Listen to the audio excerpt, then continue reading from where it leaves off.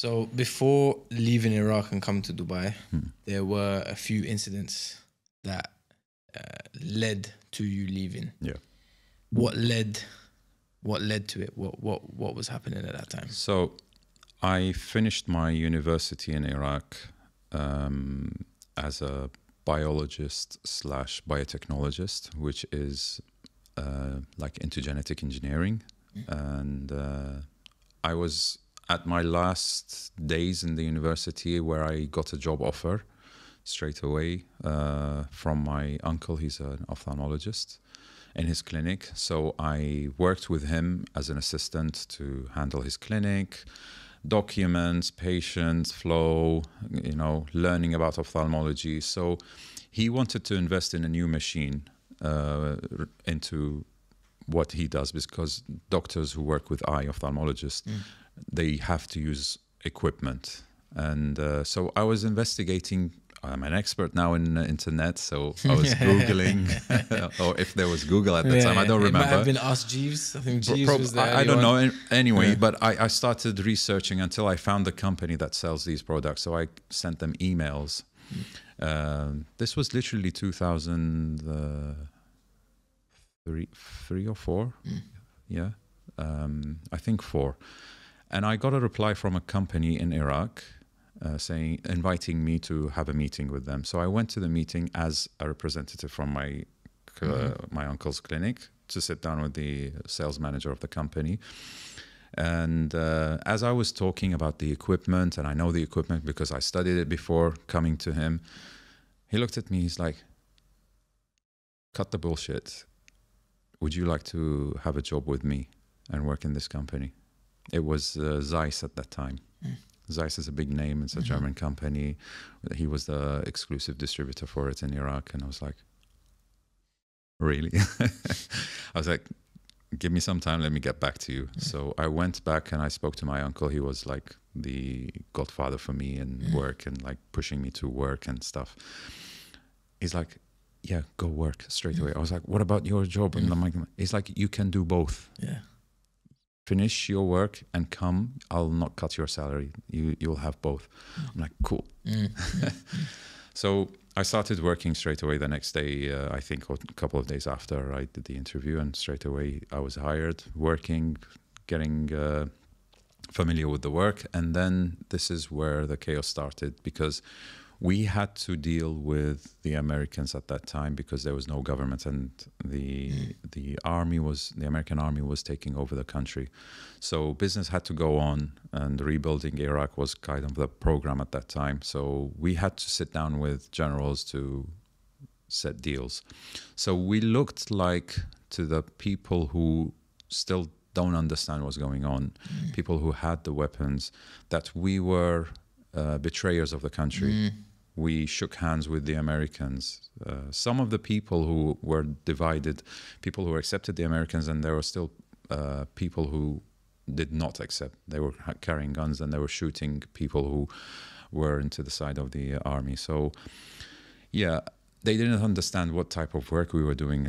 We were not with the army. We were with the country, but we were just doing our job. So, yeah, we got attacked big time, and few of our colleagues got shot, those who passed away and those who got injured. I didn't speak about this incident to my parents, so I got chased one time also by, I still remember, BMW 5 Series. The window opened and the machine gun was pointed out at me. Luckily, I managed to escape. I don't know how. I wasn't brave. It's just natural instinct. Survival mode kicked in. Yeah. So yeah, but life was going on. This was normal. This was absolutely normal. It's like day-to-day happening things. And just quickly, the reason why someone would do that is because they feel that you are betraying the country. Either this, they were a mixture. They're either this or they were after the money, because you're working with the Americans, you're getting dollars, and let's take some money.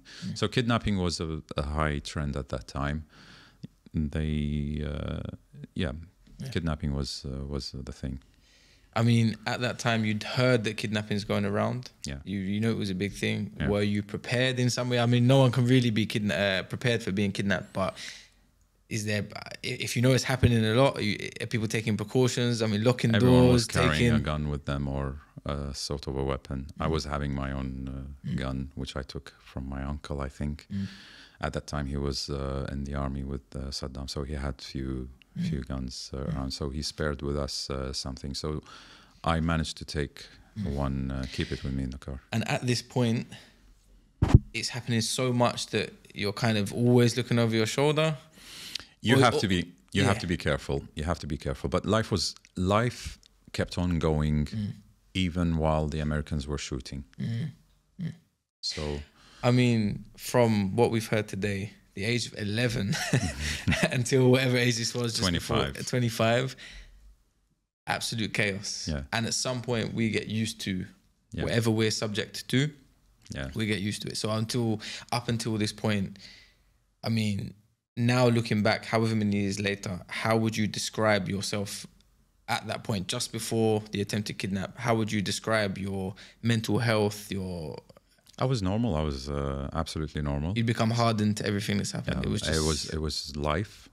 This was the only life that we knew. So we were fine.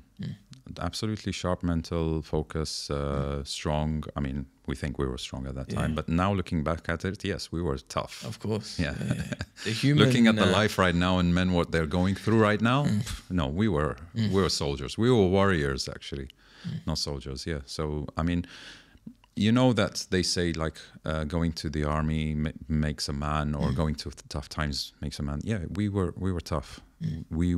I am today who I am is because of the life I lived in the past. It's because of the death I've seen in my eyes. You know, there's a funny video of Joe Rogan where he says like the scariest stare of one of the fighters that he was talking about. He's one of the guys, he's a serial killer who killed so many people, and the other one is like from the kind of like SWAT who killed also. Like they stare at each other. I see myself one of them, and I think I'm more scarier than they are. That's how tough I can be. But I mean, life in Dubai made me a little bit softer. Like for me, this is soft life. This is nothing. This is like fancy, spoiled. Safe. Safe. First couple of years, I remember whenever I hear any tire of a car blasts outside, I'm like, what's happening? Yeah, there's something outside. Until we managed to adapt. But yeah.